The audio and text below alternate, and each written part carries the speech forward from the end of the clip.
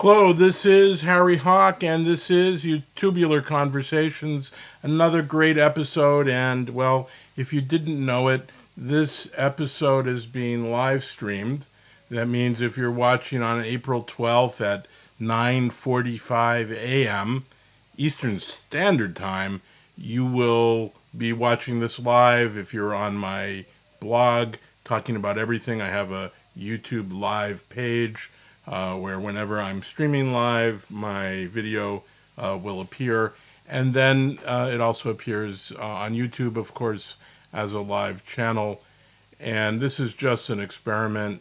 I'm going to save this to YouTube, and then I'll pull out the audio, I'll edit it, and, well, what you're hearing now is the result of that. And I'm a little bit worried. There's a lot of white noise. My computer is giving off a lot more fan noise than typical. As I'm running this, I'm using about 70% of my CPU. And, well, I'm going to do a little screenshot here, which is the whole fun of being able to live stream, is that we can do some screenshots and things and put that on later. And of course, some of this I'm going to edit out, so I get to talk to you during the live stream. But, well, if you're listening on the podcast, you're not hearing this. All right. So here we go. Last week I talked about YouTube's live TV, a service where for $35 a month you get both local channels and a fairly high quality selection of cable TV channels. And this is really the holy grail. There's always been local digital television available free over the air using the new digital broadcast system here in the United States. And cable channels, a lot of them have their own web-based streaming service, but not all of them. And a lot of them, of course, post to services like YouTube. But it's been really hard to get something equivalent to a local cable TV bundle. That is, the local channels and the more interesting cable channels. And the bundle that YouTube has includes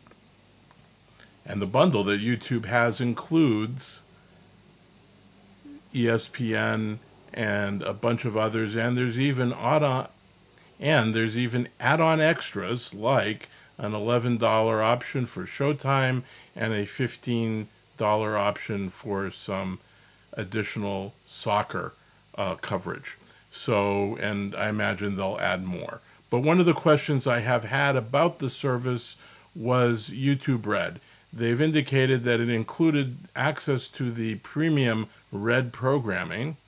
Now, Red is an additional service that costs $10 a month, and with it, YouTube ads disappear, and you get to download YouTube videos and save them, and, well, you get access to Google Live Music, or Google Music Play, or Google Play Music.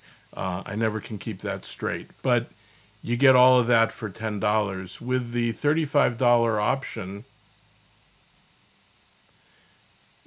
as I noted, they include the Red programming, and I reached out to the press relations folks at YouTube, and I wasn't able to, I didn't hear back before my last episode was recorded, but very kindly, Michelle Slavage got back to me, and I can confirm, while the TV bundle includes the Red programming, it does not include the Red service, meaning the music and the lack of advertisements when you're watching YouTube, which makes sense.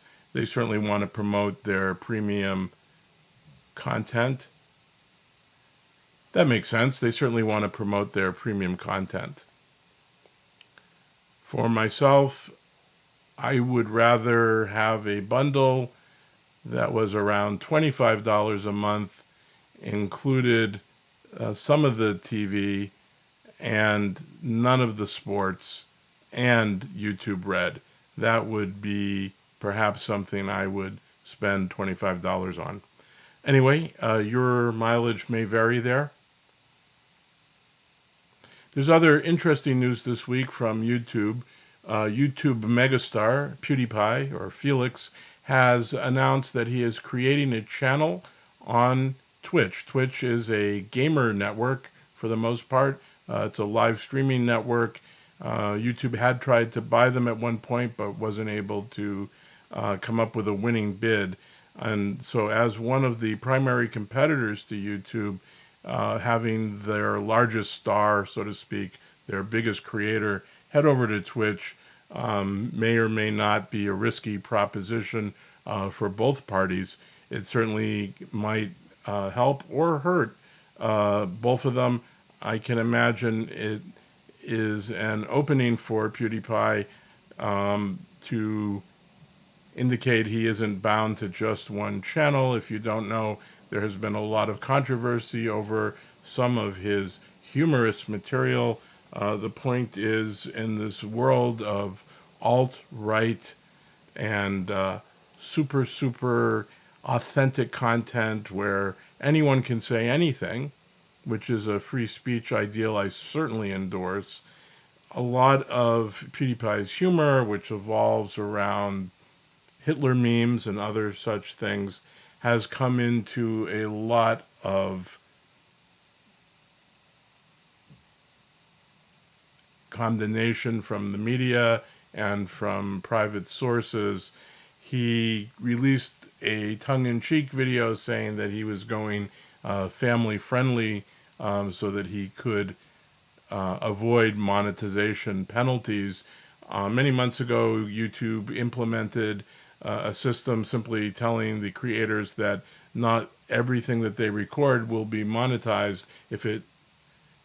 Simply put, if they don't conform to the standards that the advertisers have asked for, then content that is non-conforming will not be monetized. And there have been reports that PewDiePie's monetization is down about a third back to the 2013 levels or lower. So, jumping back 4 years ago when he had less subscribers, that's certainly a big drop in revenue. So we can understand why he is exploring Twitch. But it's impossible for me to know exactly what he means when he says he's going to be family friendly. He may be serious about that, or it may well be an ironic or sardonic content. It may well be an ironic or sardonic content. It may well be an ironic or sardonic comment. And now I want to highlight one of the recent blog posts on the official YouTube blog, and I think this is really a much more interesting story for creators. There is a company called Missouri Star Quilt Company, and they got a really big write-up in the blog. The creator of the company was saying, the company's creator is quoted as saying, back in 2009, her quilting business was really struggling, and someone suggested that she put tutorial videos up on YouTube. And a very slow growth. She immediately started to get some traction, and with some slow growth, found the channel was growing, and they indicate, 10,000 subscribers and then more subscribers.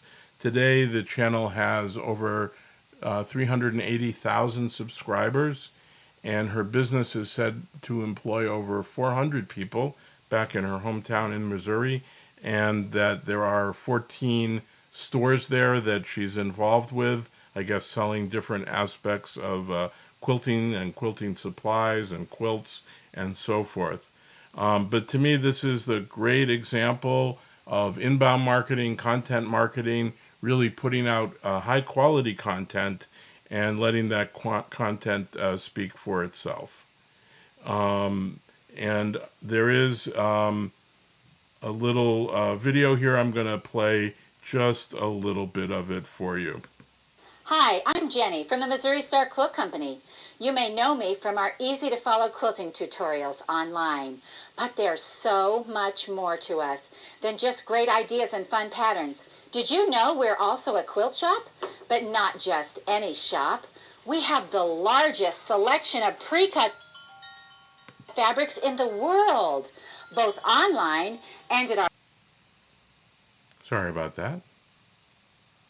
So that was a little bit of Jenny's welcome video. I'll have a link to the whole video in the show notes.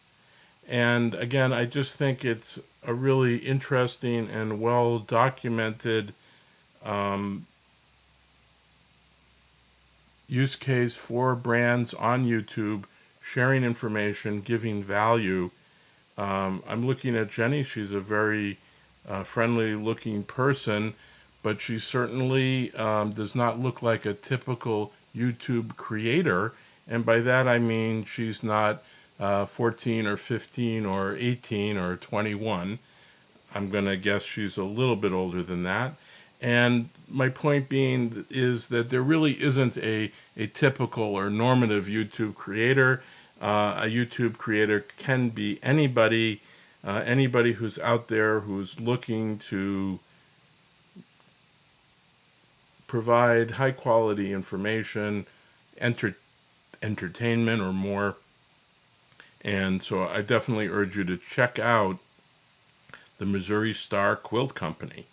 And that's going to be it for this episode of Youtubular Conversations here on the FIR Podcast Network.